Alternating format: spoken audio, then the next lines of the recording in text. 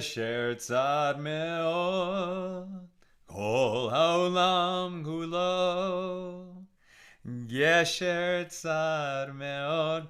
So that song, I mean, that recording was not the best. I just made it with a bunch of guys in a dining room last night when we were singing. It's a very famous song that all the soldiers in the IDF and the Israeli Defense Forces sing, from when they enter the army, on their way to battle. And it's taken from a line of Rebbe Nachman of Breslov. The whole world is a very narrow bridge, and the main thing to recall is to have no fear at all.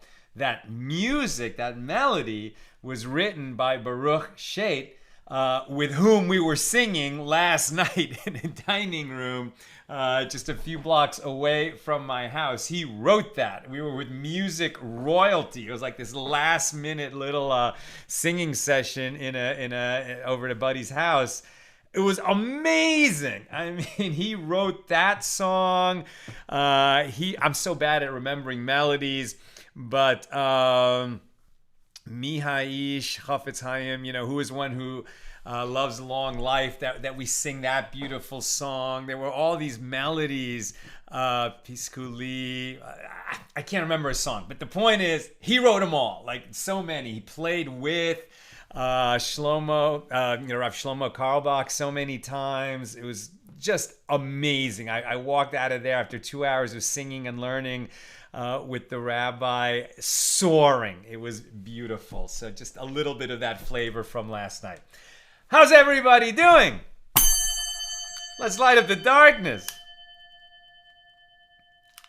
We're making a SIYUM. We're completing Tractate Chagigah today, the 13th volume of the Talmud. We've made a journey through it. It's going to be a double daf today, but 26 is not that long, and 27 is very short. And then we'll drink a l'chaim and maybe even eat a little snack. Nina will come in and join us at that point. Wonderful accomplishment. And we're also going to be making a SIYUM on Seder Moed, right? So it's one of the groupings of tractates. This is the second group. There's 6 Siddharim in the Talmud. And so in that sense, it's like, and it makes sense, we're about a third of the way through the Talmud. There's 2,711 pages, and tonight's episodes are 793 and 794. So about of the third through our 7.5-year journey, both time-wise and page-wise.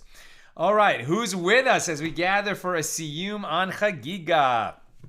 Melissa in Great Neck, Yehuda in South Carolina, Stephen in New Hampshire, James in Indianapolis, Patrice in Utah, Gwen in Michigan, Stephen in Oklahoma, Karen in North Carolina, Bella in Florida, Bella in the Great Northwest, Sharon in New Jersey, PK in Colorado, Pauline in Arkansas, Nancy in North Carolina, Tom in PA, Rebecca in LA, Guy in Dayton, Ohio, Tom loves that song, Lucy in Minnesota, Paula, belt it out, Sal. I never let a complete inability to carry a tune interfere with singing. It's a God-given right that we should sing and enjoy it.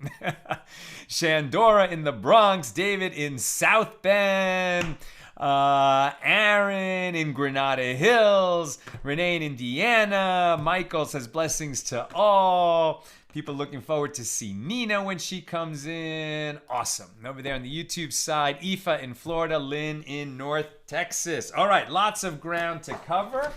Let's get into it. We picked this up with the third Mishna of chapter 3 at the bottom of page 25b. Make an adjustment on my screen here. Here we go. The third Mishnah. From Modi'im and inward, so a town near Jerusalem. So that's sort of the limits in distance from Jerusalem. From Modi'im and inward toward Jerusalem, i.e. in the area surrounding Jerusalem up to the distance of the town of Modi'im, which is 15 mil, about 15 kilometers from Jerusalem. All potters, including Amei Haaretz, common people who are not meticulous in the laws of purity, are deemed credible with regard to the purity of earthenware vessels that they have produced. Because these places supplied earthenware vessels for the people of Jerusalem, the sages did not decree impurity for them. Is it because they needed the earthenware vessels in Jerusalem, and if these people were going to be deemed impure, then there just wouldn't be any earthenware vessels in Jerusalem? Is it that since they're supplying earthenware vessels that are known that it's going to be used for bringing sacrifices all while the temple is standing, that even the common people who were not personally meticulous in the laws of purity understood that they had to keep those vessels in a state of purity, produce them and maintain their purity so that they could be used to bring offerings in the temple? Either way, so from that close to Jerusalem, even earthenware vessels fabricated by Amei Haaretz are deemed pure, and if these people say it's pure, they are deemed credible. They are believed that the vessels have been kept in a state of purity. The details of this ruling are specified. How so? A potter who sells pots, if he entered within Modi'im from outside it, although the potter and the pots and the customers were all previously located outside Modi'im, where he is not deemed credible with regard to purity, he is now deemed credible. And the opposite is true of the opposite case. If the same person who was deemed credible inside left the boundaries of Modi'im, he is no longer deemed credible.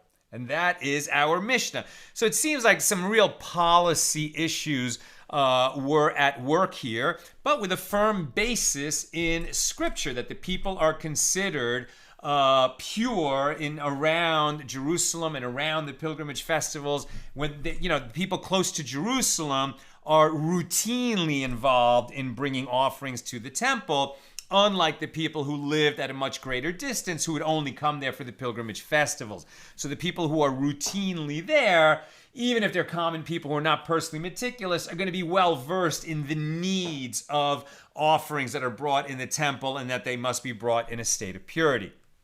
The Gemara, the discussion about this Mishnah number 3.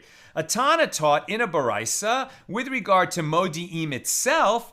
So there are times that it is considered like inside the perimeter surrounding Jerusalem, and there are times that it is considered like outside the perimeter. How so? If a potter is leaving the perimeter and a chaver, right, one who is meticulous in the laws of purity, is entering it and they meet in Modi'im, it is considered like inside, and the chaver may purchase the jugs. The jugs are deemed, if the potter says that they are in a state of purity, he is believed, he is held credible, and the chaver may purchase the jugs. However, if both of them, the potter and the chaver, are entering the perimeter, or both are leaving it, it is considered like outside the perimeter, and the chaver may not acquire vessels from this potter who is an Am Haaretz. And the reason is that if they are both entering the perimeter, they can easily wait until they are inside and then conduct a transaction. And if they are both leaving, they should have completed the deal beforehand, and the chaver may not make up for this lapse by doing so now. Abaye said, and we are on 26a, Abaye said, we too learned this in the Mishnah. For it is taught there, a potter who is selling pots and entered within the Modi'im area is deemed credible, which indicates that the only reason he is deemed credible is that he is inside the Modi'im area, thus implying that in Modi'im itself, he is not deemed credible. But now, say the latter clause of the Mishnah, if he left, he is not deemed credible, thus implying that in Modi'im itself, he is deemed credible, which contradicts the previous inference. Rather, must one not conclude from the Mishnah the following distinction? Here in the latter clause, it is referring to a potter who is leaving and a chaver who is entering, in which case he is deemed credible. And there in the first clause, it is referring to a situation where they are both leaving or both entering, in which case he is not deemed credible. Consequently, both inferences from the Mishnah are upheld, and the Gemara concludes, indeed, learn from here that this is the case. A Tana taught in the Tosefta. A Tana is a rabbi of the Mishnaic period, the Mishnah. And he taught in the Tosefta, which is like the Mishnah, but with a little bit extra commentary. All people, including Amei Haaretz, including the common people, not meticulous with laws of purity, are deemed credible with regard to purity from Modi'im and inward, only with regard to small earthenware vessels, and they may be used for sacrificial food. Since these small vessels were needed by everybody, the sages deemed the Amei Haaretz credible concerning them. The Amoraim, the sages of the Gemara, a little bit later in time, the Amoraim discussed the meaning of the term small vessel. So what is a small earthenware vessel as opposed to a large earthenware vessel? Reish Lakish said, it is speaking of those vessels that can be picked up in one hand, but no larger. And Rabbi Yochanan said, even if they cannot be picked up in one hand, they can still be called small vessels. And Reish Lakish said further, they taught in the Baraisa only that Amei Haaretz are deemed credible with regard to empty vessels.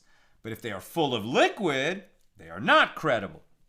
And Rabbi Yochanan said, even if the jugs are full, and even if his garment, apikarsuto, is inside the vessel, the sages were not concerned about impurity, as they did not apply their decree to such vessels at all.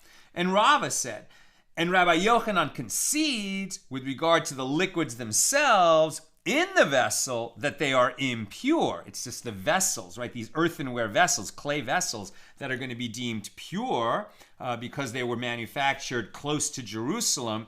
But with regard to the liquid in the vessels, the sages, had a decree that we've been talking about, that an Am Haaretz, who is not meticulous with the laws of purity, anything that he touches is going to be considered impure, and it's going to either be disqualified or needs to be purified. So Rabbi Yochanan concedes with regard to the liquid themselves in the vessel that they are impure. For although the sages declared the vessels to be pure, so that we would have a supply of vessels in which to bring offerings to the temple, nevertheless, the liquids that were touched by these Amei Haaretz are considered impure and should not be brought to the temple. And do not be perplexed by this apparent contradiction, for there's a similar law in a case of an earthenware pitcher full of liquid in a room with a corpse, and the pitcher is tightly sealed. And what is sealing the pitcher?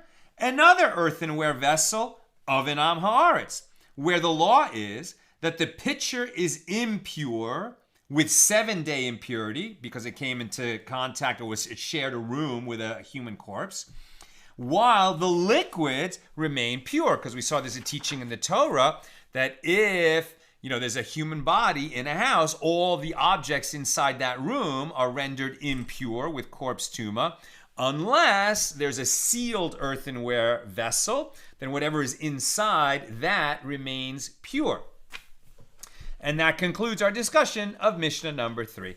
Mishnah number 4. In the case of Amei Haaretz, tax collectors. Right? Everybody hates tax collectors. Back then, all the more. It's a terrible job, right? Because they didn't have like the kind of bureaucracy that we have now. So what was a tax collector? Somebody charged with collecting taxes on behalf of the king or the empire or whatever. But the tax collector was basically told, you have to generate a certain amount of money. How you get it, that's up to you. So some tax collectors, were kind, decent people, and a lot of them were not. And, just were very abusive. And it was a problem. So in the case of Amei Haaretz, it's tax collectors. So Jewish tax collectors who are not chaverim, who entered a house to collect items for a tax, and similarly thieves, right? So that right away you get a sense of how the esteem in which tax collectors were held.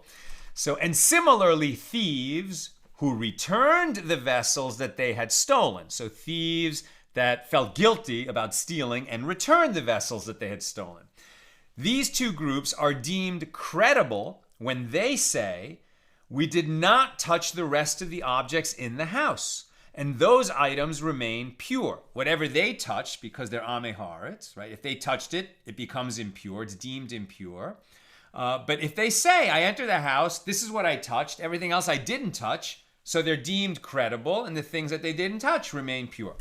And in Jerusalem, all people, even Amei Haaretz, are deemed credible with regard to sacrificial food throughout the year, and during a pilgrimage festival, they are deemed credible even with regard to teruma. And we saw yesterday that on this issue, the laws of teruma are even more stringent than the laws of sacrificial foods, which normally the laws of sacrificial foods are the most stringent of foods, and teruma is just a little bit less, the foods that only priests can eat.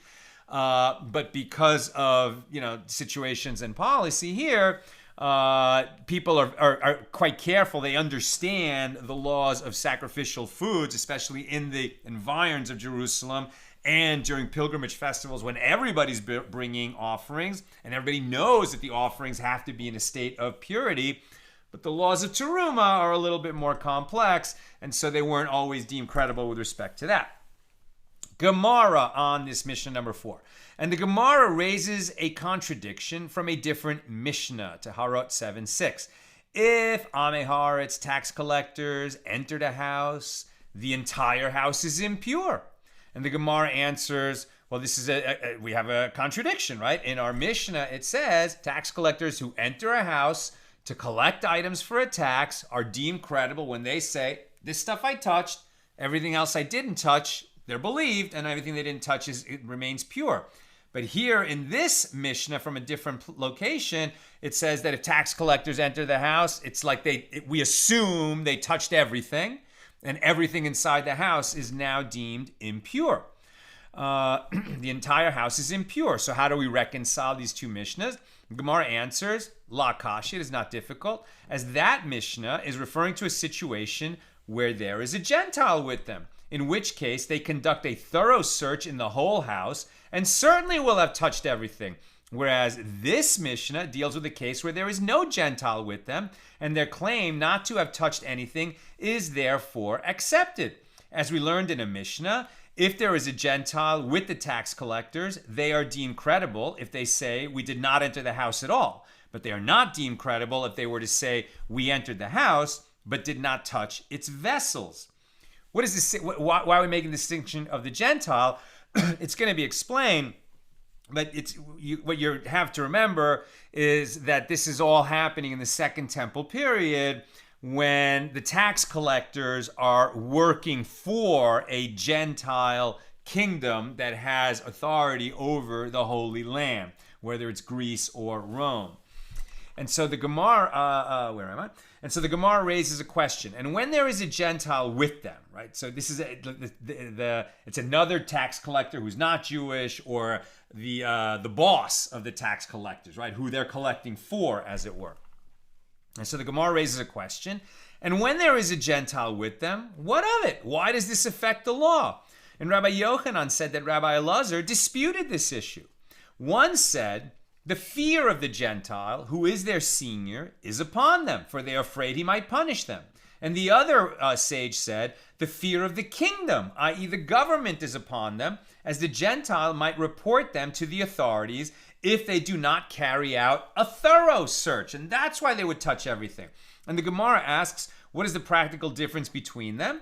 And the Gemara responds, the practical difference between these two views is the case of a Gentile who is not important. He doesn't personally have any authority, but he entered with the tax collectors. So if he does not have senior authority, in that case, they are not afraid of him personally, but there is still concern that he might report them to the authorities that they are afraid of.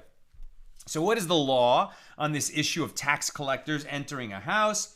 If government tax collectors entered a house in order to confiscate vessels as pledges for the tax, all the contents of the house are considered impure.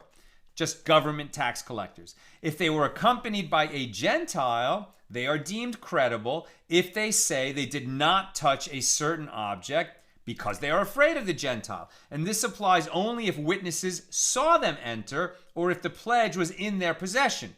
But if it was otherwise unknown that they had entered the house, they are deemed credible if they say, we entered the house, because you wouldn't even know they entered the house if they didn't tell you. So having told you that they entered the house, they are also believed to say, and we touched such and such, but did not touch everything else. And that is the halacha. It is taught in the Mishnah, and similarly, thieves who returned vessels are deemed credible.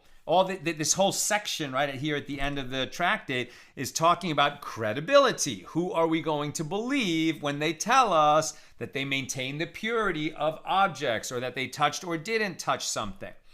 So, and similarly, thieves who returned vessels are deemed credible. And the Gemara raises a contradiction from the following Mishnah. Concerning thieves who entered a house, only the place where the feet of the thieves have walked is impure. The implication is that all the vessels of the section of the house where they had entered are impure, and they are not deemed credible if they say that they didn't touch anything. And Rav Pinchas said in the name of Rav, the Mishnah here is dealing with a case where the thieves repented, which is why they are deemed credible, whereas the Mishnah in Taharot is referring to a case in which the thieves did not repent. Now it makes sense, right? If a thief is telling you what he did or didn't do, why should you believe him? He's a thief. He's dishonest. But if he's a thief who repented and of his own volition, not because he got caught, but he just brought back what he stole because he felt guilty about it, okay, so this is a person with a moral conscience. His conscience is acting on him. And we believe him when he said that he touched this but didn't touch that. And the Gemara comments, the language of the Mishnah is also precise as it teaches thieves who returned vessels, which indicates that they repented and made restoration willingly. And the Gemara concludes, indeed, learn from here that this is so. Next subject. And the Mishnah teaches, and in Jerusalem, all people are deemed credible with regard to sacrificial food. And Atana taught in a Baraisa, they are deemed credible even with regard to large earthenware vessels for sacrificial food, and not only small ones. And why did the sages exhibit so much leniency, waiving their regular decrees of impurity within Jerusalem for large vessels and all the way to Modi'im for small vessels? Right? Normally we don't trust Amei Haaretz that they maintain their vessels in a state of purity. So why is it that in the environs of Jerusalem we waive that decree? Because there is a principle that potters' kilns may not be made in Jerusalem in order to preserve the quality of the air in the city. It is therefore necessary to bring in earthenware vessels from outside the city, and consequently the sages were lenient concerning such utensils. I feel like that doesn't really answer the question. You're just saying, why do you extend the circle of trust a little bit outside Jerusalem? Okay, because you're not fabricating the earthenware in Jerusalem. But the question is, why is it that the earthenware vessels, the makers of earthenware vessels, are deemed credible when they say that these things are pure, that they have not come into contact with impurity, just because they're near Jerusalem? And I think the answer is because so many offerings are being brought in Jerusalem. People understand that purity has to be maintained, even if they're not normally meticulous about their own purity, and even if they're not super well educated about Torah law, they get that. And the law is, during pilgrimage festivals, all members of the Jewish people are considered pure, including their vessels, drinks, and food. And they are likewise deemed credible with regard to all purity, whether that of sacrificial food or teruma. Once the festival has ended, they return to their impure state. All Jews, right? Not just the ones who live near Jerusalem.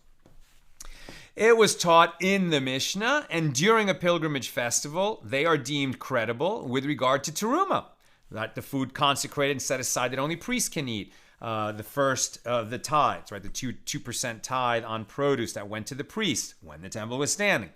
The Gemara poses a question, from where are these matters derived?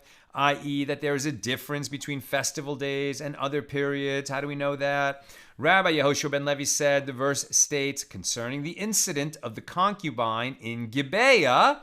So that's in the book of Judges, and there was basically a civil war that broke out in the first temple, I think even before the first temple, when there was war between the rest of Israel and the tribe of Benjamin over an outrage, right? A rape and a murder and they became furious, and there was, just a war against the Benjamites. It went very badly for the Benjamites, and they weren't allowed to marry the rest of Israel for quite a while. Eventually that was rescinded, but it lasted for quite a while. At any rate, in that episode, which is described in the book of Judges, so yeah, definitely before the first temple, there's a verse, Judges 20:11, and all the men of Israel gathered to the city like one man united. And here, the word united is a translation of what? Chaverim, right? Which we normally had been talking about here as people like the sages who are well educated in Torah law and maintain a strict level of purity with respect to eating even non-sacred foods. Singular chaver, plural chaverim. But in that book of Judges, it's talking about that all the people of Israel were united as one man. They were like friends, companions, united, chaverim, in their conflict with the tribe of Benjamin. And the verse is interpreted to teach that whenever the entire people of Israel gathers together in a single place, the Torah makes, i.e. considers, all of them chaverim, right? So that's why everyone is treated as pure and believed to be pure, and their vessels are pure when they are all gathered. And when are they all gathered? During the pilgrimage festivals. The final word of the phrase, chaverim, is a reference to the members of a group dedicated to scrupulous observance of mitzvahs, as the term is used by the sages. Mishnah number 5. We're really flying now at the very end of the chapter. We started with Mishnah 3, now we did 4, now we're doing Mishnah number 5, and there's going to be 2 more. We're really packing them in at the end. In the case of one who opens his barrel of wine for public sale, and similarly one who starts selling his dough during the time of the pilgrimage festival, and these items perforce come into contact with Amei Haaretz, all these people, who are gathering in Jerusalem, who are not normally meticulous with the laws of purity. Rabbi Yehuda says,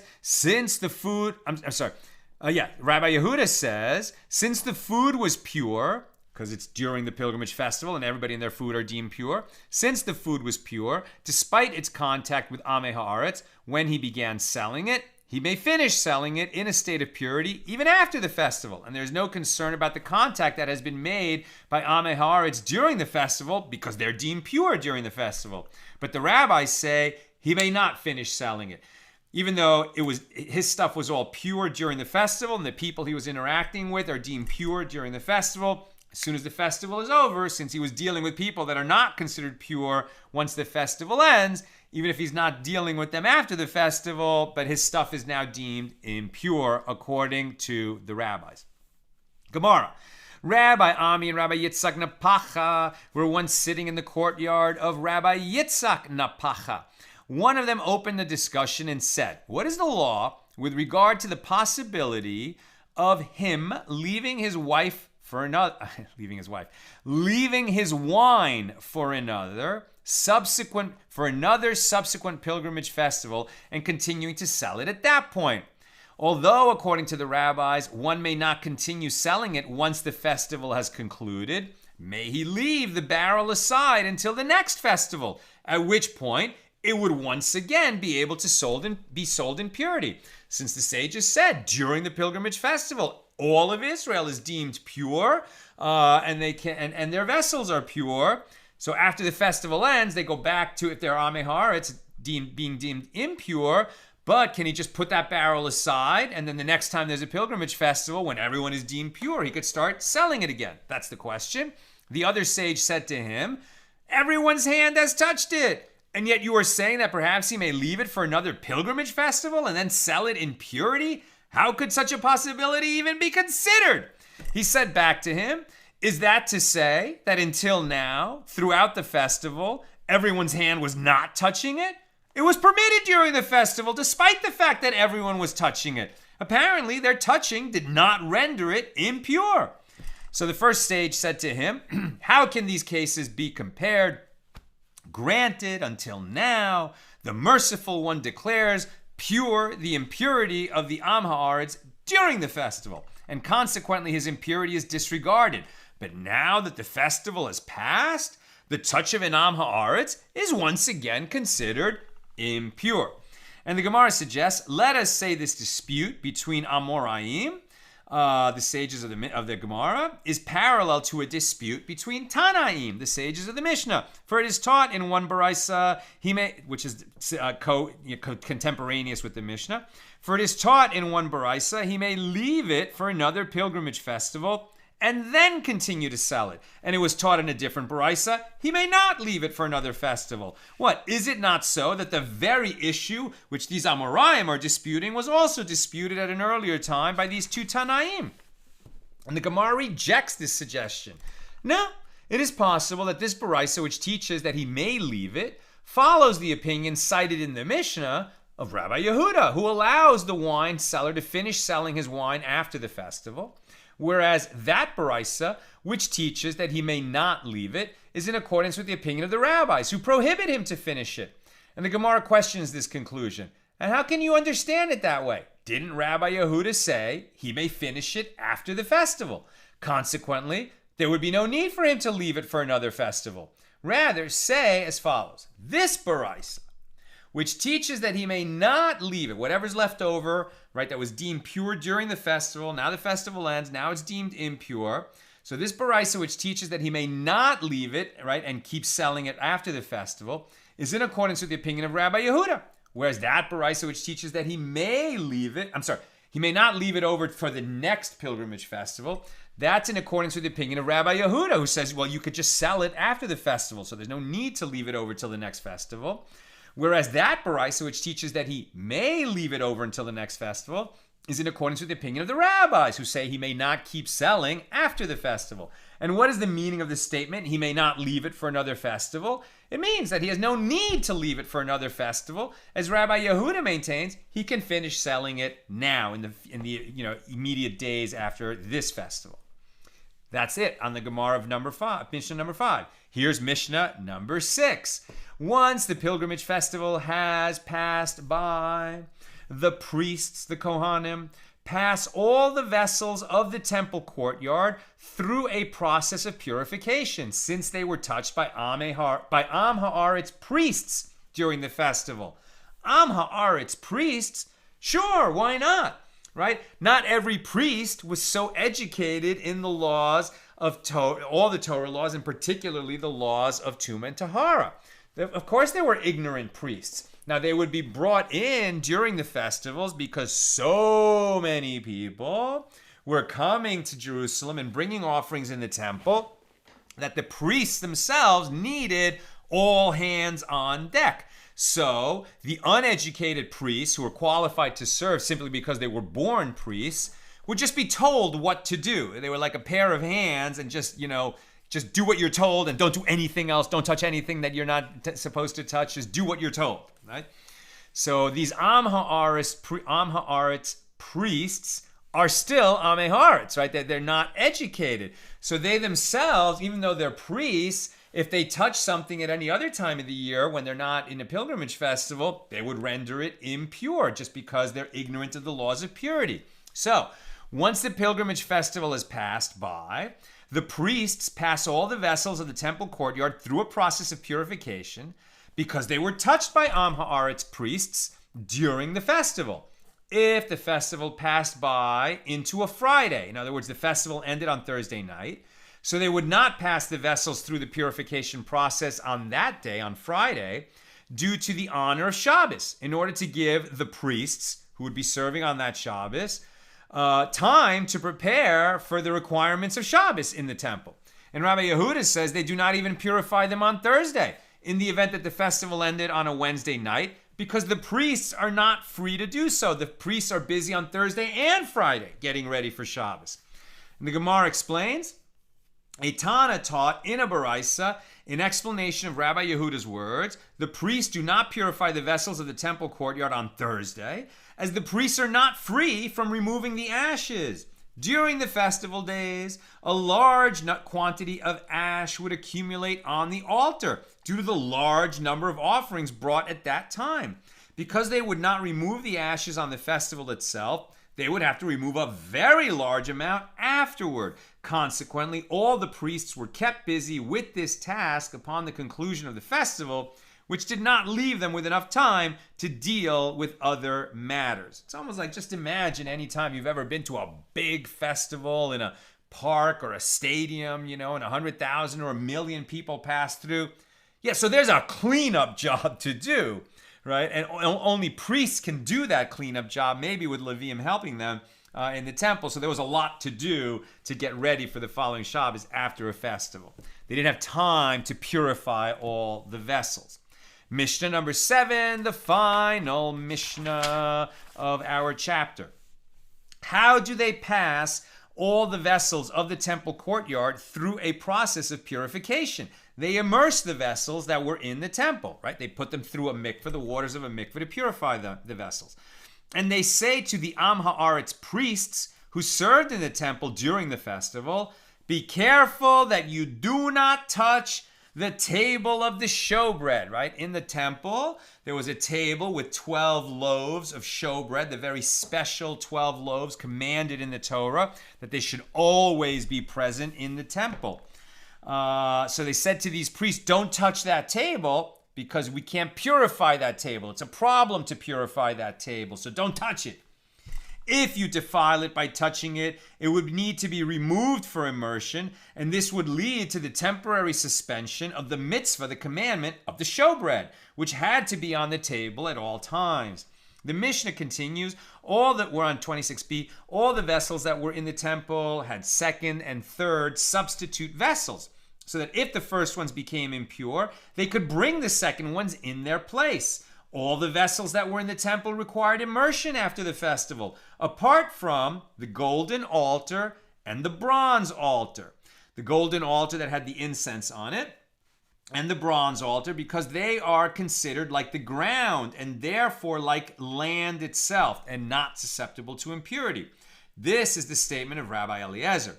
And the rabbis say it is because they are coated with metal that they don't become susceptible to impurity. We'll see about that. Gemara.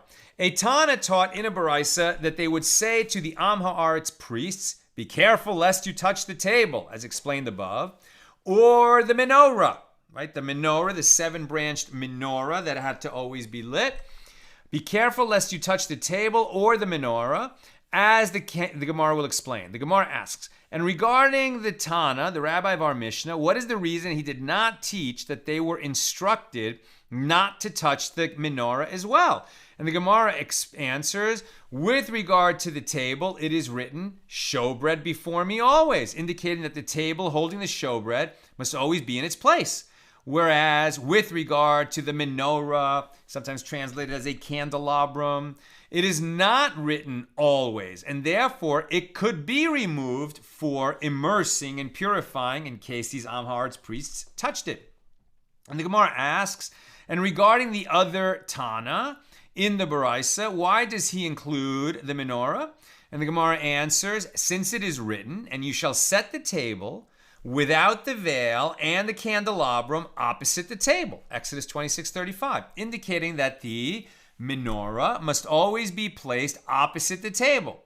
It is as though it is written always with regard to the menorah as well. But the other Tana in the Mishnah, who does not object to removing the menorah in order to immerse it and purify it, would reply, that verse comes only to establish a place for the menorah, to describe where it must be positioned, but it does not mean to say that it must be in that position all the time. The Gemara poses a question concerning the requirement to keep Amei Haaretz away from the table. In this case, Am Haaretz priests, because they're already in the inner precincts of the temple. A non-priest wouldn't be allowed there in any case. So we're talking about Am Haaretz priests. And let us derive it, i.e., let it be established that it is not necessary to take care against contact with the table, as it is incapable of contracting ritual impurity. What difference should it make if they touch it? The table can't become impure. Your dining table doesn't become impure. And this is because it is a wooden vessel designated to rest in a fixed place. And the law is that any large wooden vessel designated to rest in a fixed place cannot become impure. It's not really a vessel. It's furniture. What is the reason for this halacha, this law? Since wooden vessels and sacks are juxtaposed in a verse describing their impurity, see Leviticus 11:32, we require a wooden vessel to be similar to a sack in order to be capable of contracting impurity in the following way. Just as a sack is carried when it is both full and empty, so too any wooden vessel that is carried, whether it's full or empty, can contract impurity, as opposed to vessels like a table that are designated to sit in one place. They're not carried around. The table should therefore not be susceptible to impurity at all. And the Gemara answers, the table too was in fact carried, both full and empty, in accordance with the words of Reish Lakish. For Reish Lakish said, what is the meaning of that which is written, Leviticus 24:6? And you shall set them in 2 rows, 6 in a row, upon the pure table. This is where the table that had the showbreads. This is referring to the 12 showbreads in 2 rows of 6. And the words pure table teach by inference that it is capable of becoming impure. It said it's a pure table. Why would it be called a pure table if it wasn't possible to render it impure? And therefore, the Torah warns us to make sure that the table is pure when the 12 loaves of bread are placed there. If we have to make sure that it's pure, it must be possible to become impure. And if it's possible to become impure, then it would have to be purified by taking it out and immersing it in a mikvah large enough to immerse the whole table. And why indeed is the table susceptible to ritual impurity? Being that it is a wooden vessel designated to rest in a fixed place and should therefore not be susceptible to impurity.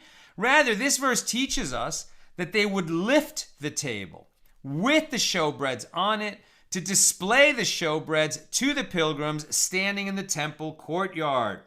The table sat in the sanctuary. The pilgrims were only allowed into the temple precincts as far as the courtyard. They couldn't see the table of the showbread, so the priests carried it to a location where the pilgrims could see it. And the priest would say to the pilgrims when they showed them the table, behold, your affection before God, who performs a perpetual miracle with the bread. For when it is removed from the table on Shabbos, it is just as fresh as when it was arranged on the previous Shabbos. Right? They would change the 12 breads once a week, and when they removed the old ones, which the priests would then eat, and they brought in the new ones were, warm and piping hot, nice and warm and smelling like fresh bread. And the old ones that had been sitting outside for a week, you would expect them to be, hard as rocks. No, they would be just as warm and fresh and inviting as they were when they were set down a week before. And this is one of the perpetual miracles of the temple, right? Because when you went to the temple, you didn't just believe that God's presence was there, you experienced God's presence. We've talked a bunch of times about how there was a shimmer in the first temple, there was a shimmer in the air of the Shekhinah, the presence of God, over the Mizbeach, the altar where the offerings were brought. That was another one of the perpetual miracles. At any rate, so they would show them the table and say, this is one of the perpetual miracles because God loves the Jewish people. As Rabbi Yehoshua ben Levi said, a great miracle was performed with the showbread, as its condition during its arrangement, so was its condition during its removal, as it is stated, to place hot bread on the day when it was taken away. 1 Samuel 21:7, indicating that it was as hot on the day of its removal as it was on the day that it was placed. And the Gemara asks another question. Let us derive this fact that the table can contract ritual impurity, not because it is portable, but due to its golden coating. For didn't we learn in a Mishna concerning a table and a dulpaki that some of its surface became broken off, or that one coated with marble, i.e. stone, not being susceptible to impurity, if he left on them a place on the surface that remained unbroken or uncoated, big enough for placing cups, then it is susceptible to impurity as a wooden vessel. But if it's a wooden vessel that's fully covered by metal plating, then it is not susceptible. And Rabbi Yehuda says it must have an unbroken and uncoated place big enough for placing pieces of meat and bread, as well in order to maintain susceptibility to impurity as a wooden vessel. It is clear from this Mishnah that if a table is completely coated with stone, it is not susceptible to impurity, showing that the status of a vessel follows its external coating, not its main material. And the temple table, which was coated with gold, should have the status of a metal vessel. And the Gemara proposes a possible answer. And if you would say that acacia wood, from which the temple table was made, is different, as it is an important, valuable kind of wood, and is therefore not nullified by coating, well, this works out well according to Reish Lakish, who said they taught that a wooden vessel is nullified by its coating only with regard to vessels made of cheap achsalag wood, which comes from overseas. But vessels made of expensive masmi wood are not nullified by a coating. According to this opinion, it is fine, for we can say that the acacia wood of the table is also not nullified by its golden coating. But according to Rabbi Yochanan, who said even expensive masmi vessels are also nullified by a coating, what is there to say? And the Gemara proposes another answer. And if you would say that the Mishnah is not applicable because here in the Mishnah the wood is nullified by its coating because it is speaking of a fixed coating, whereas there in the case of the temple table the golden coating is not fixed onto the wood, this is impossible, for didn't Reish Lakish inquire of Rabbi Yochanan, does this law that vessels follow their coating deal only with a fixed coating or even with a coating that is not fixed? And he asked him further, does it deal only with a coating that covers the table's rim as well as the table itself, or even with one that does not cover its rim? And Rabbi Yochanan said to him in response, it is not different if it is a fixed coating, and it is not different if it is a coating that is not fixed, and it is not different if the coating covers the table's rim, and it is not different if it does not cover the rim. Therefore, since the coating always determines the status of the vessel, the temple table, with its gold coating, should be susceptible to impurity. Rather, we must say a different explanation as to why the coating does not make the table susceptible to impurity. The table is different because the merciful one called it wood. As it is written with regard to the table of the showbread, the altar 3 cubits high, and its length 2 cubits, was of wood. And so its corners in its length and its walls were also of wood. And he said to me, this is the table that is before the Lord.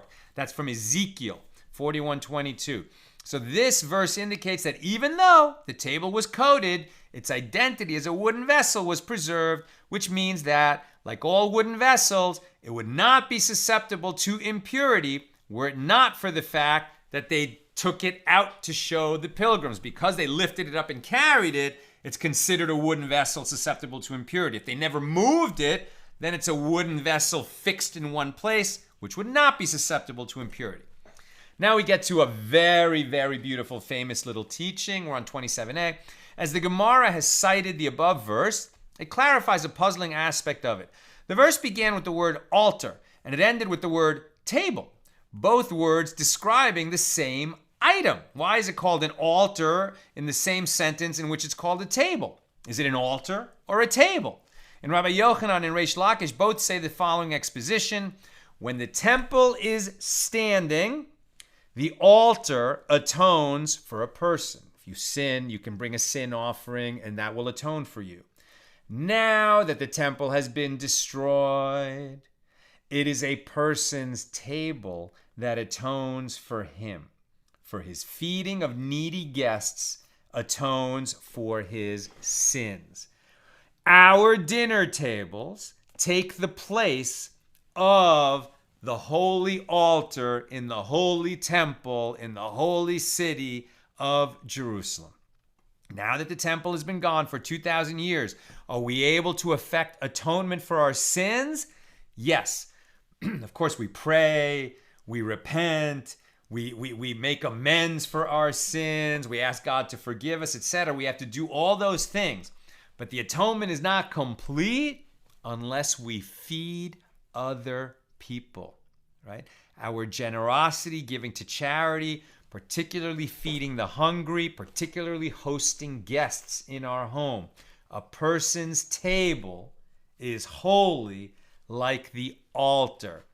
So when we're sitting around the dinner table, We shouldn't speak vulgarity. We shouldn't argue about nonsense. We shouldn't talk about petty things. We should try to elevate the conversation and love and be kind to each other as if we're sitting around the altar in the temple and God's Shekhinah, God's presence, is hovering over our table the way it hovered over the altar in the first temple.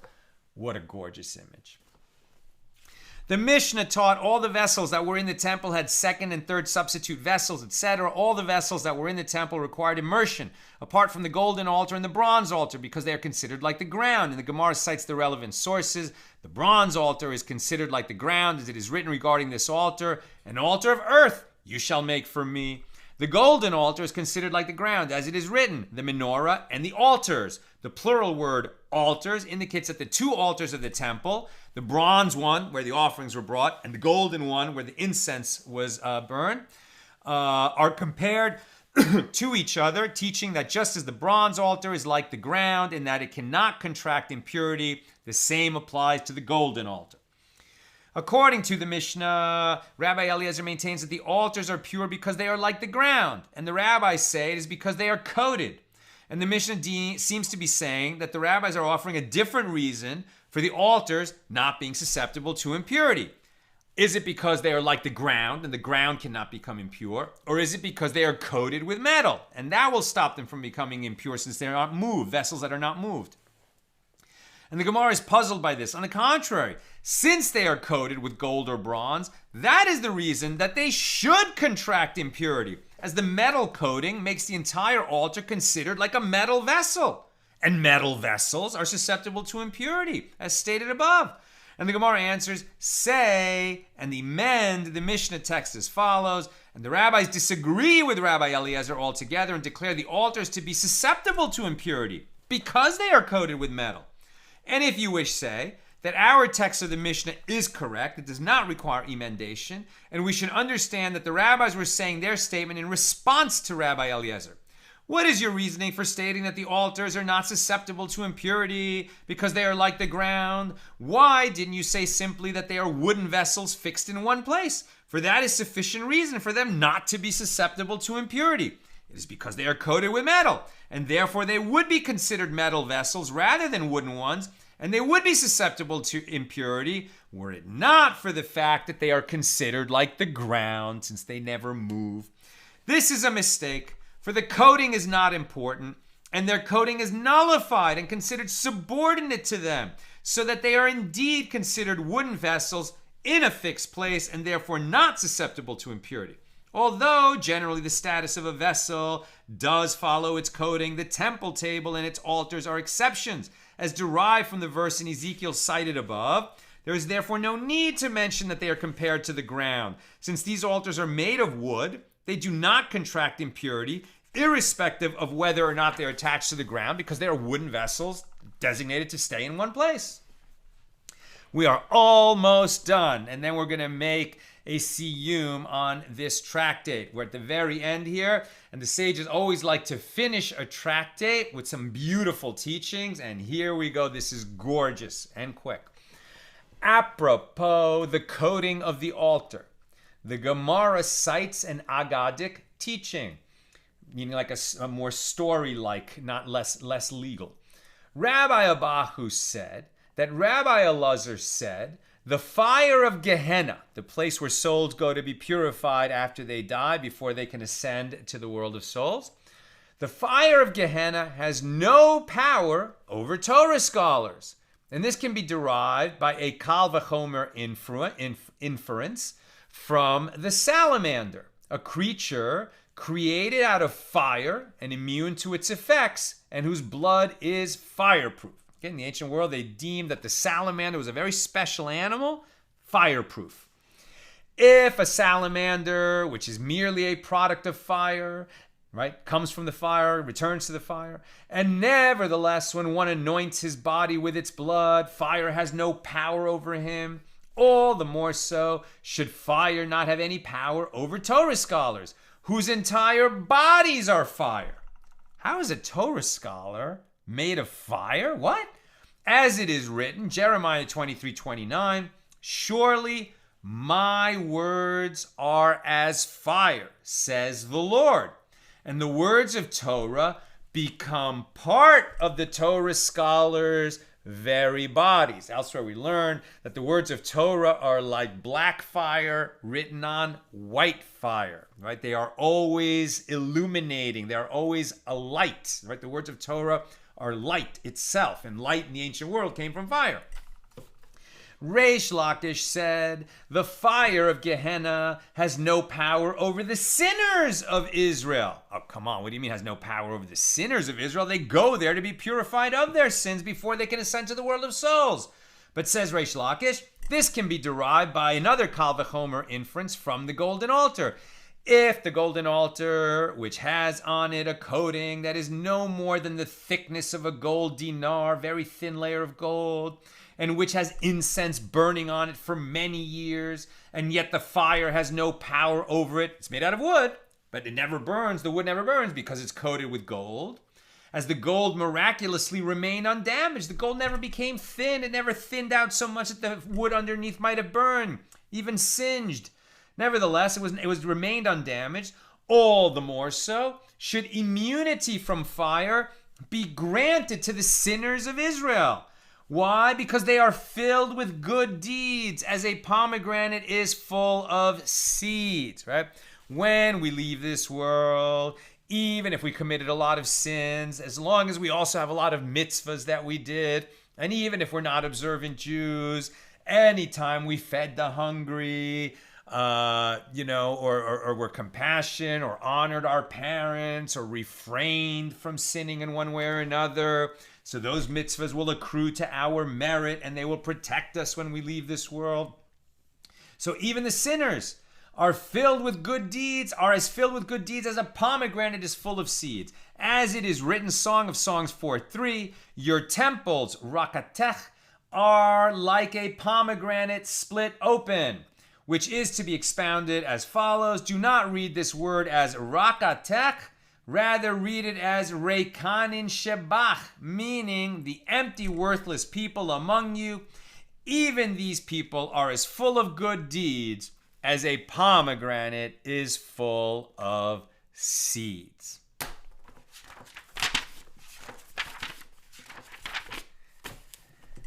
We shall return to you, Tractate Chagigah, and your glory is upon us. Our thoughts are upon you, Tractate Chagigah, and your thoughts are upon us. We will not be forgotten from you, Tractate Chagigah, and you will not be forgotten from us, neither in this world nor in the world to come. May it be. Now we read that paragraph 3 times. We shall return to you, Tractate Chagigah, and your glory is upon us. Our thoughts are upon you, Tractate Chagigah, and your thoughts are upon us. We will not be forgotten from you, Tractate Chagigah, and you will not be forgotten from us, neither in this world nor in the world to come.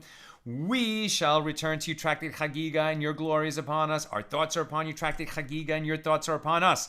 We will not be forgotten from you, Tractate Chagigah, and you will not be forgotten from us, neither in this world nor in the world to come. Is that amazing? Because we took this journey together, we might not remember everything that we read, but we were transformed by that study because we showed up every day and learned this tractate. Chazak, may you be strengthened to finish many more tractates like you finished this one, my holy brothers and sisters. May it be your will, Lord our God and God of our ancestors, that your Torah will be our avocation in this world and will accompany us to the world to come. And now we cite the sons of Bar Papa, who raised 10 Torah scholar sons. Chanina Bar Papa, Rame Bar Papa, Nachman Bar Papa, Achai Bar Papa, Abba Mari Bar Papa, Rafram Bar Papa, Rakish Bar Papa, Surchav Bar Papa, Ada Bar Papa, Daru Bar Papa. Please, Lord our God, make the words of, right, and why do we cite those sons? Right, because if you fill yourself with Torah study and with good values, boy, did you increase your chances of transmitting good values to your children. Please, Lord our God, make the words of your Torah sweet in our mouths and in the mouths of your people, the house of Israel, so that we, our descendants, and their descendants, if we're blessed to be grandparents, and the descendants of your people, the house of Israel, may all know your name, and you study your Torah for its own sake. Your commandments make me wiser than my enemies, for they are ever with me. Let my heart be undivided in your statutes, in order that I may not be put to shame. I will never forget your precepts, for with them you have quickened me. Blessed are you, O Lord. Teach me your statutes. Amen, amen, amen. Selah forever. Here's the beautiful Nina joining us. Let me finish this. We give thanks before you, Lord our God and God of our ancestors, that you have placed our lot among those who sit in the study hall, and that you have not given our portion among those who sit idly on street corners. We rise early and they rise early. We rise early to pursue matters of Torah, and they rise early to pursue frivolous matters. We toil and they toil. We toil and receive a reward, and they toil and do not receive a reward. We run and they run. We run to the life of the world to come. They run to the pit of destruction, as it is stated. But you, God, will bring them down into the pit of destruction. Men of bloodshed and deceit shall not live out half their days. But as for me, I will trust in you. Final paragraph. May it be your will, Lord our God, just as you have assisted me in completing tractate Chagigah, to assist me to begin other tractates and books and conclude them, to learn and to teach, to observe and to perform. Can you hand me number 14, Yevamos, so we can just read the very first line? Yeah, that one, thanks. As soon as we finish.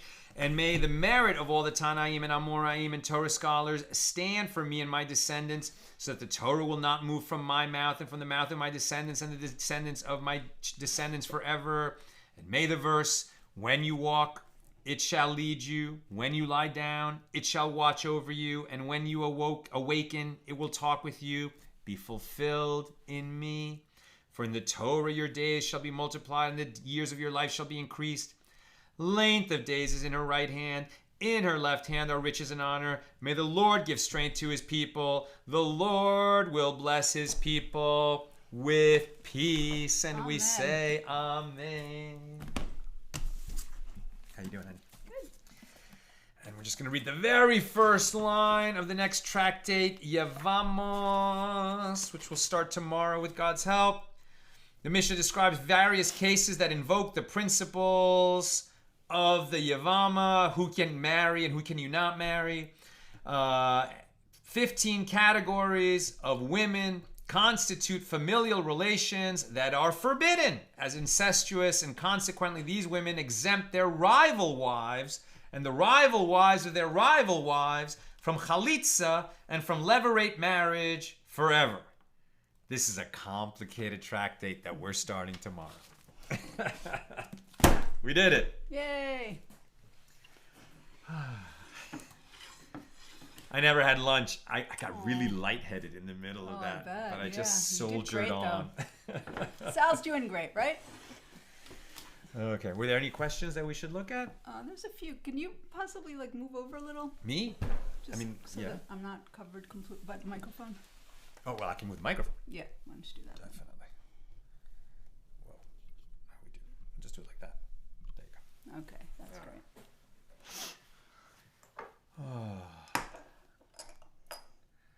Why don't you read those questions?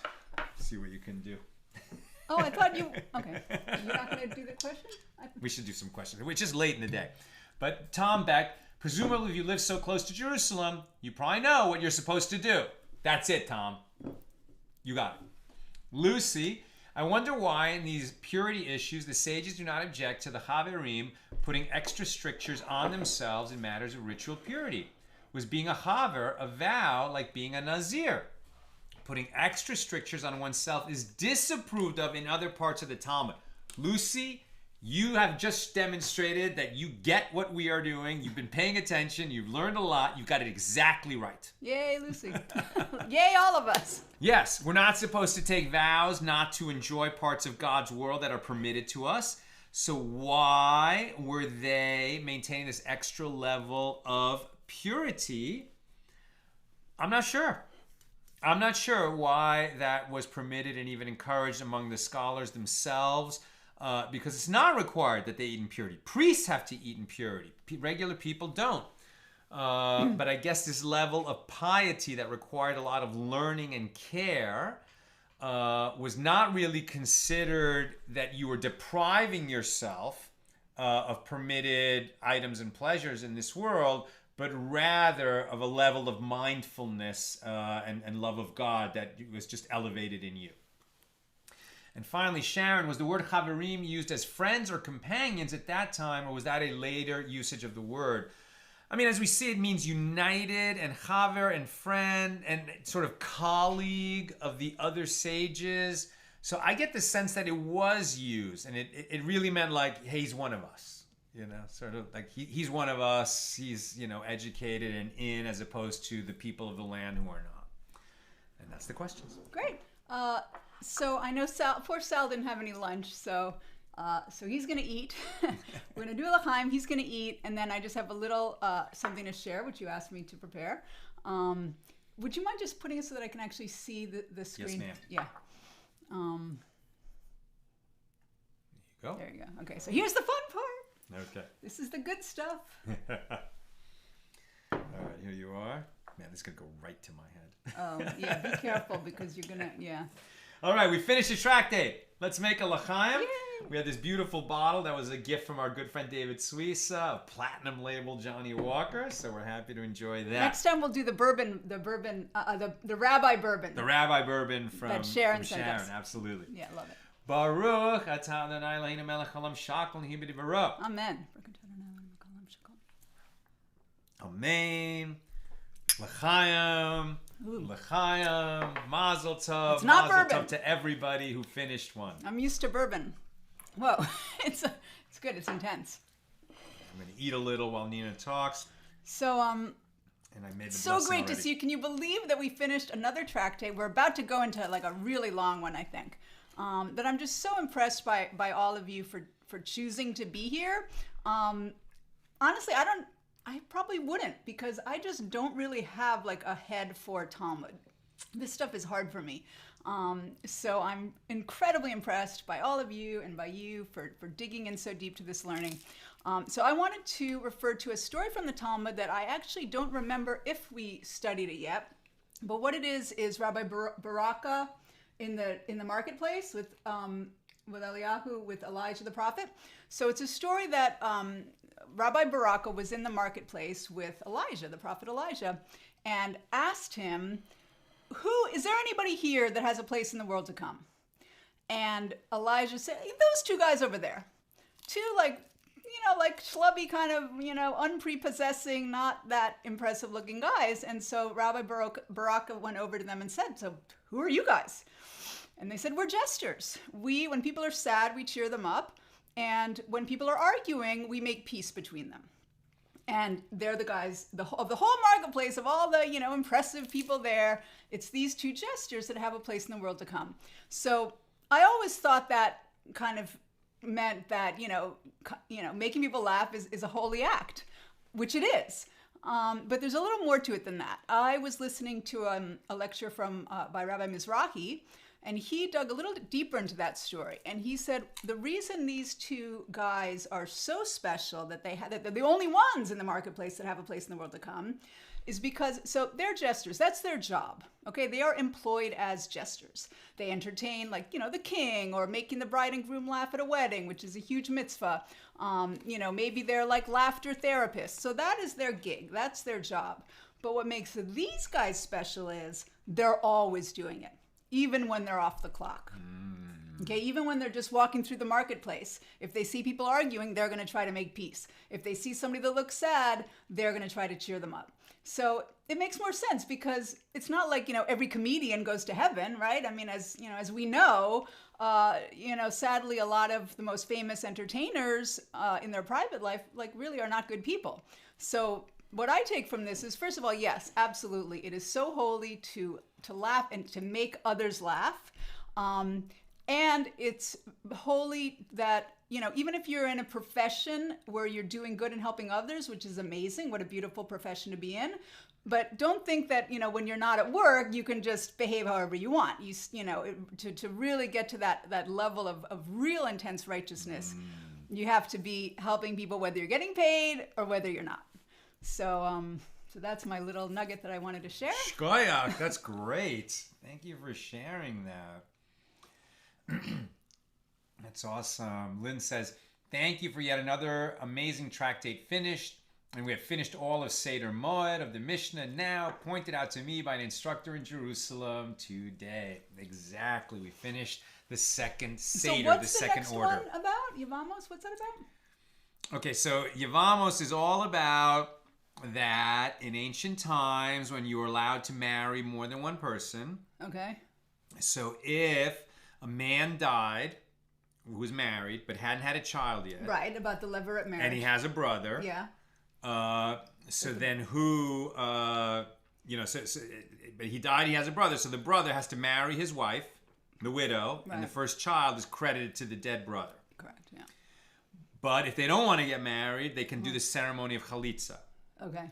But this whole thing is excused if... Throwing a shoe or something? Yeah, like handing the sandal. Right. And it's like sort of humiliating the man who will not build up his brother's house. Okay. That's in the written Torah.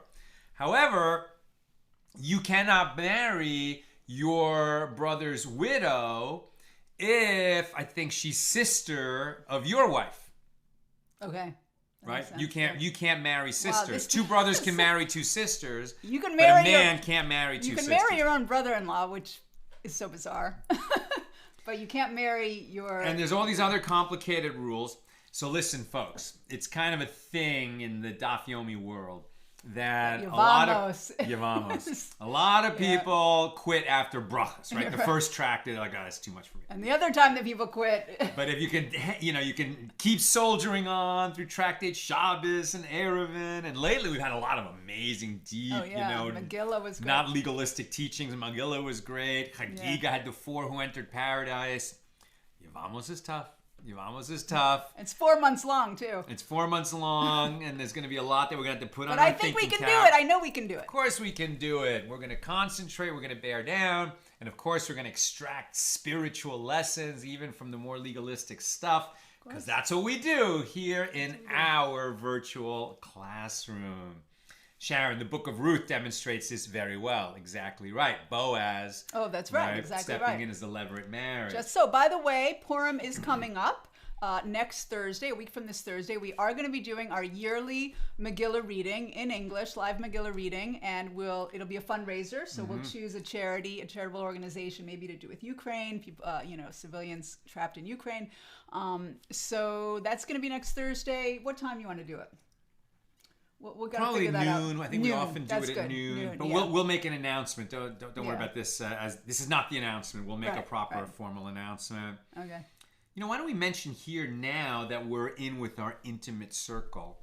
Do you guys know that right? That Nina and I are filmmakers. We're a screenwriting team, and I'm a director. We're actually working on our next movie now, which has a beautiful Jewish component.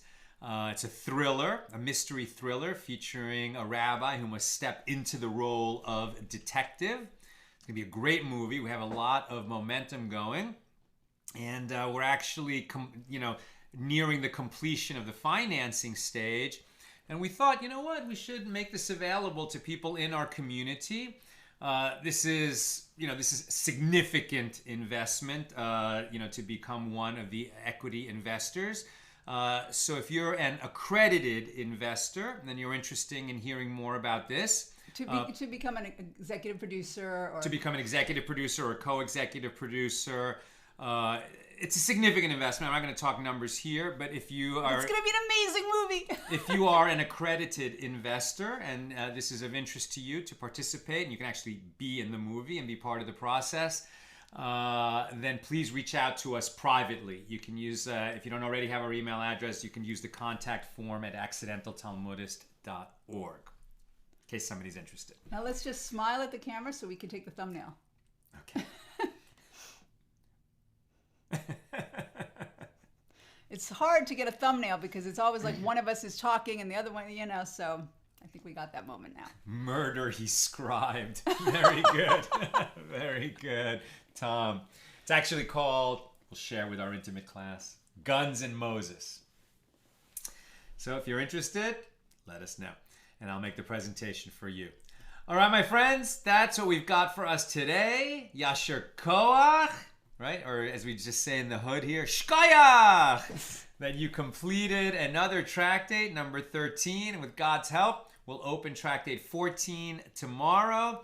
And with God's help, we'll together begin and complete many more tractates until we finish the Daf Yomi cycle. All